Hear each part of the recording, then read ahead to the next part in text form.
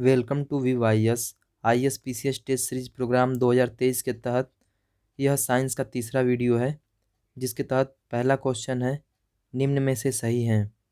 पहला कथन है नाइट्रोजन स्थिरीकरण में मॉलिब्डेनम तत्व महत्वपूर्ण योगदान करता है। दूसरा कथन है क्लोरोफिल के निर्माण में मैग्नीशियम तत्व महत्वपूर्ण है। इसके लिए ऑप्शन ए है केवल एक सही है, ऑप्शन बी केवल दो सही है, ऑप्शन सी एक और दो दोनों कथन सही हैं, ऑप्शन डी इनमें से कोई नहीं। इसका सही उत्तर है ऑप्शन सी एक और दो दोनों कथन सही हैं। यानी नाइट्रोजन स्थिरीकरण में मॉलिब्डेनम महत्वपूर्ण योगदान करता है तथा क्लोरोफिल के निर्माण में मैग्नीशियम तत्व महत्वपूर्ण है। क्वेश्चन नंबर 2 है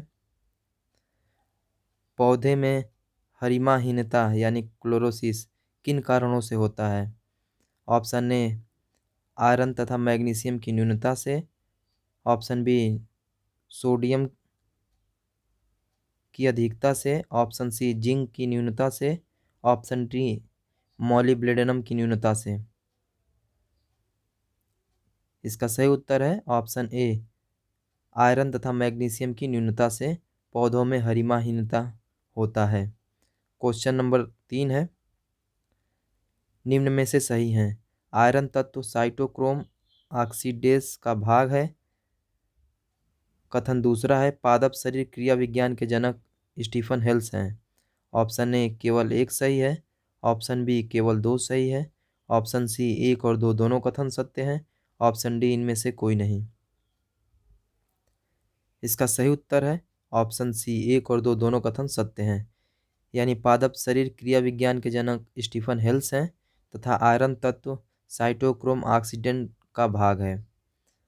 क्वेश्चन नंबर 4 है मक्के में सफ़ेद कलिका रोग किस तत्व की कमी से होता है।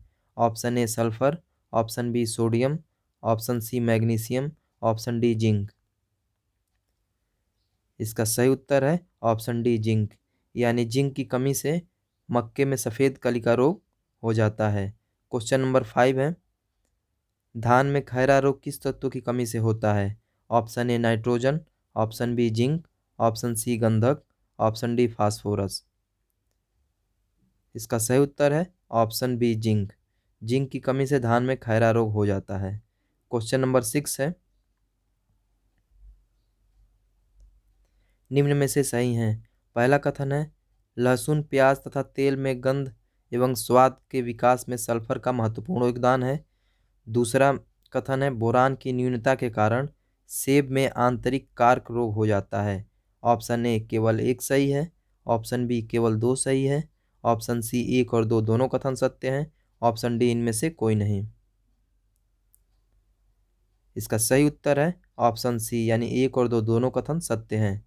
यानी लहसुन प्याज तथा तेल में गंध एवं स्वाद के विकास में सल्फर का महत्वपूर्ण योगदान होता है तथा दूसरा बोरान की न्यूनता के कारण सेब में आंतरिक कार्क रोग हो जाता है। इस प्रकार से दोनों कथन सत्य हैं। क्वेश्चन नंबर 7 है नींबू में डाईबैक रोग किस तत्व की कमी से होता है। Option A copper, option B boron, option C zinc, option D molybdenum. इसका सही उत्तर है ऑप्शन ए कॉपर। यानी कॉपर की कमी से नींबू में डाईबैक रोग हो जाता है। क्वेश्चन नंबर 8 है निम्न में से सही हैं। पहला कथन है मुख्य पोषक के अंतर्गत कार्बन ऑक्सीजन हाइड्रोजन जो वायु से संबंधित होते हैं तथा नाइट्रोजन फास्फोरस पोटास जो मृदा से संबंधित होते हैं आते हैं। दूसरा कथन है द्वितीयक पोषक तत्व के अंतर्गत कैल्शियम मैग्नीशियम सल्फर आते हैं। इसके लिए ऑप्शन ए है केवल एक कथन सत्य है, ऑप्शन बी केवल दो कथन सत्य है, ऑप्शन सी एक और दो दोनों कथन सत्य हैं, ऑप्शन डी इनमें से कोई नहीं। इस प्रकार से इसका सही उत्तर है ऑप्शन सी यानी एक और दो दोनों कथन सत्य हैं। यानी मुख्य पोषक तत्व के अंतर्गत 6 तत्व आते हैं, जिसके अंतर्गत कार्बन ऑक्सीजन हाइड्रोजन जो वायु से संबंधित होते हैं तथा नाइट्रोजन फास्फोरस तथा पोटास मृदा से संबंधित होते हैं। और द्वितीयक पोषक तत्व के अंतर्गत 3 तत्व आते हैं, जिनमें कैल्शियम मैग्नीशियम तथा सल्फर आते हैं। इस प्रकार से दोनों कथन सत्य हैं। क्वेश्चन नंबर 9 है, निम्न में से सही है। पहला कथन है पौधों के वृद्धि एवं प्रोटीन उत्पादन के लिए नाइट्रोजन प्रमुख है। दूसरा कथन है जड़ों के विकास, ऊर्जा, शीघ्र फसल पकाने में पोटास प्रमुख है। तीसरा कथन है कोशिका संरचना एवं विभाजन तथा मध्य पटल का निर्माण में कैल्शियम महत्वपूर्ण भूमिका निभाता है। इसके लिए ऑप्शन ए है केवल दूसरा कथन सत्य है, ऑप्शन बी केवल तीसरा कथन सत्य है, ऑप्शन सी 1 और 2 दोनों कथन सत्य हैं, ऑप्शन डी 1, 2 और 3 तीनों कथन सत्य हैं। इसका सही उत्तर है ऑप्शन डी, यानी कि तीनों कथन सत्य हैं। इस प्रकार से पौधे के वृद्धि एवं प्रोटीन उत्पादन के लिए नाइट्रोजन प्रमुख है, जड़ों के विकास, ऊर्जा, शीघ्र फसल पकाने में पोटास प्रमुख है, कोशिका संरचना एवं विभाजन तथा मध्य पटल का निर्माण में कैल्शियम महत्वपूर्ण भूमिका निभाता है। इस प्रकार से तीनों कथन सत्य हैं।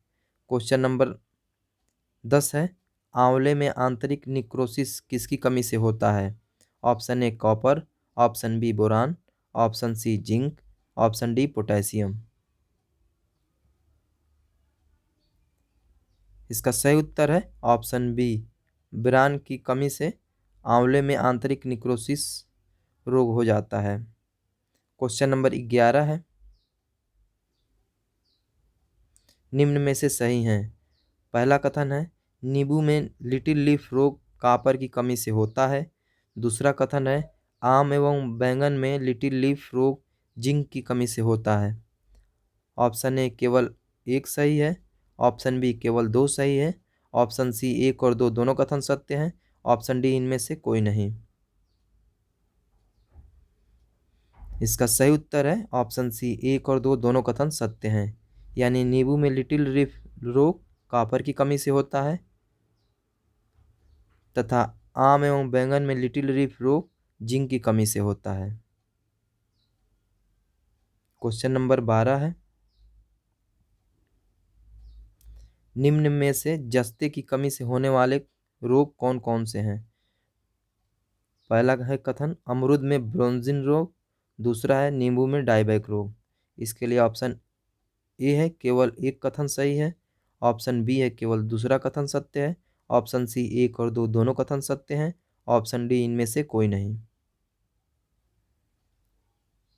इसका सही उत्तर है ऑप्शन ए, यानी केवल पहला कथन सत्य है, यानी कि अमरूद में ब्रोंजिन रोग जिंक की कमी से होता है, जबकि नींबू में डायबैक रोग अभी आपने ऊपर पढ़ा कि नींबू में डायबैक रोग कॉपर की कमी से होता है।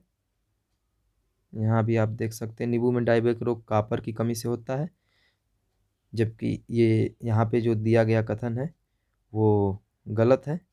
इस प्रकार से अमरूद में ब्रोंजिक रोग जिंक की कमी से होता है। क्वेश्चन नंबर 13 है निम्न में से बोरान की कमी से होने वाले रोग कौन कौन से हैं? पहला है चुकंदर में हर्ट रूट रोग, दूसरा है फूल गोभी में ब्राउनिंग रोग, तीसरा है कटहल का आंतरिक ऊतक क्षय। इसके लिए ऑप्शन ए है 1 और 2 सही है, ऑप्शन बी है 2 और 3 कथन सत्य हैं, ऑप्शन सी 1 और 3 कथन सत्य हैं, ऑप्शन डी उपयुक्त सभी कथन सत्य हैं। इसका सही उत्तर है ऑप्शन डी, यानी कि तीनों कथन सत्य हैं, यानी चुकंदर में हर्ट रूट रोग बोरान की कमी से होता है, फूल गोभी में ब्राउनिंग रोग बोरान की कमी से होता है, कटहल का आंतरिक ऊतक क्षय बोरान की कमी से होता है। इस प्रकार से तीनों कथन सत्य हैं। क्वेश्चन नंबर 14 है निम्न में से मैग्नीज की कमी से कौन कौन प्रभावित हैं? ऑप्शन ए मटर में मार्स रोग, दूसरा कथन है चुकंदर में चित्तीदार पीला रोग, तीसरा कथन है शलजम में वाटर कोर रोग। इसके लिए ऑप्शन ए है 1 और 2 कथन सही है, ऑप्शन बी है 2 और 3 कथन सत्य हैं, ऑप्शन सी 1 और 3 कथन सत्य हैं, ऑप्शन डी उपयुक्त सभी कथन सत्य हैं। इसका सही उत्तर है ऑप्शन डी, यानी कि तीनों कथन सत्य हैं, यानी मैग्नीज की कमी से मटर में मार्स रोग, चुकंदर में चित्तीदार पीला रोग तथा शलजम में वाटर कोर रोग होता है। इस प्रकार से तीनों कथन सत्य हैं। क्वेश्चन नंबर 15 है, निम्न में से सही है। पहला कथन है, बहिःपरासरण के कारण अंगूर सांद्र शर्करा के घोल में रखने पर सिकुड़ जाता है। दूसरा कथन है, स्फीति दाब एक कोशिका की आवृत्ति को बनाए रखते हैं। इसके लिए ऑप्शन ए केवल एक सही है, ऑप्शन बी केवल दो सही है, ऑप्शन सी एक और दो दोनों कथन सत्य हैं, ऑप्शन डी इनमें से कोई नहीं। इसका सही उत्तर है ऑप्शन सी, एक और दो दोनों कथन सत्य हैं। क्वेश्चन नंबर 16 है, पहला कथन है, जेम व जेली को कवक व जीवाणुओं से बचाने के लिए जीव द्रव्य संकुचन सिद्धांत का प्रयोग किया जाता है। दूसरा कथन है, कोशिका में जल का प्रवाह विसरण दाब न्यूनता द्वारा होता है। इसके लिए ऑप्शन ए है केवल पहला कथन सत्य है, ऑप्शन बी केवल दूसरा कथन सत्य है, ऑप्शन सी एक और दो दोनों कथन सत्य हैं, ऑप्शन डी इनमें से कोई नहीं। इसका सही उत्तर है ऑप्शन सी, एक और दो दोनों कथन सत्य हैं। क्वेश्चन नंबर 17 है, प्लाज्मा झिल्ली की पारगम्यता किस आयन की सांद्रता पर निर्भर करती है।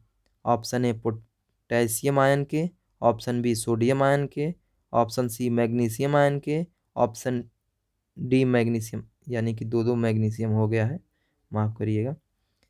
इसका सही उत्तर है ऑप्शन ए, यानी पोटेशियम आयन के कारण प्लाज्मा झिल्ली की पारगम्यता उसके सांद्रण पर निर्भर करती है। क्वेश्चन नंबर 18 है, निम्न में से सही हैं। ऑप्शन पहला कथन है, जल तथा खनिज लवणों को विभिन्न स्थानों पर जाइलम पहुंचाता है। दूसरा कथन है, सक्रिय जल अवशोषक में पौधे एटीपी ऊर्जा का उपयोग करते हैं। ऑप्शन ए केवल पहला कथन सत्य है, ऑप्शन बी केवल दो सत्य है, ऑप्शन सी एक और दो दोनों कथन सत्य है, ऑप्शन डी इनमें से कोई नहीं। इसका सही उत्तर है ऑप्शन सी, एक और दो दोनों कथन सत्य है, यानी जल तथा खनिज लवणों को विभिन्न स्थानों पर जाइलम पहुंचाता है तथा सक्रिय जल अवशोषण में पौधे एटीपी ऊर्जा का उपयोग करते हैं। क्वेश्चन नंबर 19 है, निम्न में से कौन सा युग्म सही है। पहला कथन है, लाउडस्पीकर का संबंध लाउडस्पीकर विद्युत ऊर्जा से ध्वनि ऊर्जा में बदलता है। दूसरा है, परमाणु बम जो रासायनिक ऊर्जा से नाभिकीय ऊर्जा में। तीसरा है, डायनमो जो यांत्रिक ऊर्जा से विद्युत ऊर्जा में बदलता है। चौथा कथन है, ट्रांसमीटर जो विद्युत ऊर्जा से विद्युत चुंबकीय ऊर्जा में परिवर्तित होता है। इसके लिए ऑप्शन ए है, एक दो और तीन कथन सत्य हैं, ऑप्शन बी दो तीन और चार सही हैं, ऑप्शन सी एक तीन और चार सही है, ऑप्शन डी उपयुक्त सभी कथन सत्य हैं।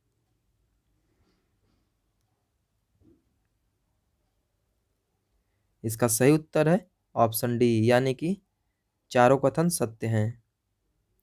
यानी कि लाउडस्पीकर विद्युत ऊर्जा को ध्वनि ऊर्जा में बदलता है, परमाणु बम रासायनिक ऊर्जा को नाभिकीय ऊर्जा में बदलता है, डायनमो यांत्रिक ऊर्जा से विद्युत ऊर्जा में बदलता है, ट्रांसमीटर विद्युत ऊर्जा से विद्युत चुम्बकीय ऊर्जा में बदलता है।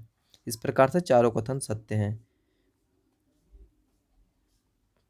क्वेश्चन नंबर 20 है, 1 किलोवाट घंटा किस राशि का मात्रक है। ऑप्शन ए शक्ति, ऑप्शन बी ऊर्जा, ऑप्शन सी एक और दो दोनों, ऑप्शन डी संवेग।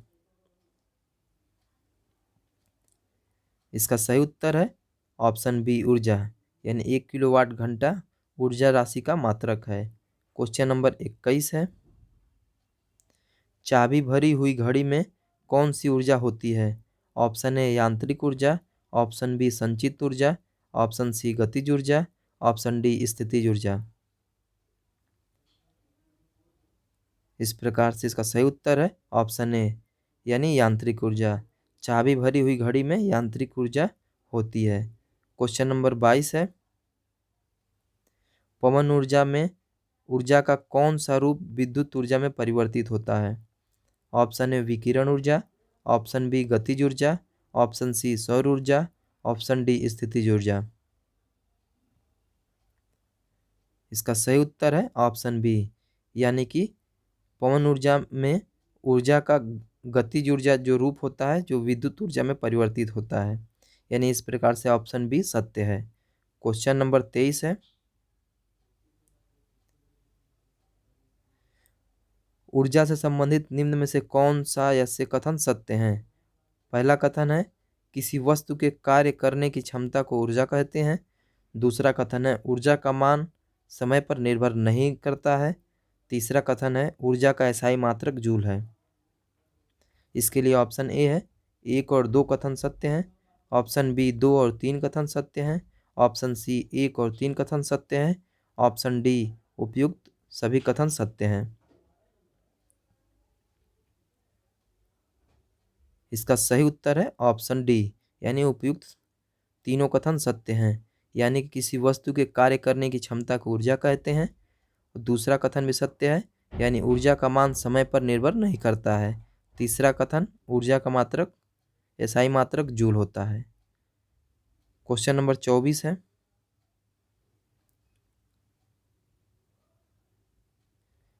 शक्ति से संबंधित निम्न में से कौन सा यस्य कथन असत्य है। पहला है किसी वस्तु के कार्य करने की दर को शक्ति कहते हैं। दूसरा कथन है शक्ति का मान समय पर निर्भर करता है। तीसरा कथन है शक्ति का मात्रक जूल प्रति सेकेंड अथवा वाट है। इसके लिए ऑप्शन ए है 1 और 2 असत्य हैं। ऑप्शन बी 2 और 3 असत्य हैं। ऑप्शन सी 1 और 3 असत्य हैं। ऑप्शन डी इनमें से कोई नहीं, यानी सभी सही हैं। इसका सही उत्तर है ऑप्शन डी, यानी इनमें से कोई नहीं, यानी कि तीनों कथन सत्य हैं। क्वेश्चन नंबर 25 है, निम्न में से सही है। पहला कथन है किसी गतिशील वस्तु में उसकी गति के कारण उत्पन्न कार्य करने की क्षमता को उस वस्तु की गतिज ऊर्जा कहते हैं। दूसरा कथन है किसी पिंड की विशिष्ट स्थिति अथवा संरचना के कारण उस पिंड में संचित ऊर्जा स्थितिज ऊर्जा कहलाती है। इसके लिए ऑप्शन ए है केवल एक कथन सत्य है। ऑप्शन बी केवल 2 कथन सत्य है। ऑप्शन सी 1 और 2 दोनों कथन सत्य हैं। ऑप्शन डी इनमें से कोई नहीं।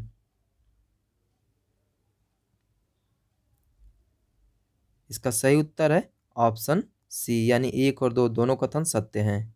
यानी कि किसी गतिशील वस्तु में उसकी गति के कारण उत्पन्न कार्य करने की क्षमता को उस वस्तु की गतिज ऊर्जा कहते हैं, तथा किसी पिंड की विशिष्ट स्थिति अथवा संरचना के कारण उस पिंड में संचित ऊर्जा स्थितिज ऊर्जा कहलाती है। इस प्रकार से दोनों कथन सत्य हैं। क्वेश्चन नंबर 26 है, निम्न में से सही है। पहला कथन है वस्तु की गतिज ऊर्जा तथा स्थितिज ऊर्जा को ही संयुक्त रूप से यांत्रिक ऊर्जा कहते हैं। और दूसरा कथन है किसी रासायनिक प्रक्रिया में मुक्त की गई ऊर्जा को रासायनिक ऊर्जा नहीं कहते हैं। इसके लिए ऑप्शन ए है केवल एक कथन सत्य है। ऑप्शन बी केवल 2 कथन सत्य हैं। ऑप्शन सी 1 और 2 दोनों कथन सत्य हैं। ऑप्शन डी इनमें से कोई नहीं। इसका सही उत्तर है ऑप्शन ए, यानी केवल पहला कथन सत्य है। यानी वस्तु की गतिज ऊर्जा तथा स्थितिज ऊर्जा को ही संयुक्त रूप से यांत्रिक ऊर्जा कहते हैं। दूसरा कथन क्यों गलत है, क्योंकि इसमें नहीं लगा हुआ है। किसी रासायनिक प्रक्रिया में मुक्त की गई ऊर्जा को रासायनिक ऊर्जा कहते हैं। अगर नहीं लगा होता तो दूसरा कथन भी सत्य होता है। इस प्रकार से इसका सही उत्तर है ऑप्शन ए। क्वेश्चन नंबर 27 है, निम्न में से कौन सा यस्य युग्म सही है। पहला है कार की बैटरी रासायनिक ऊर्जा को विद्युत ऊर्जा में परिवर्तित करती है।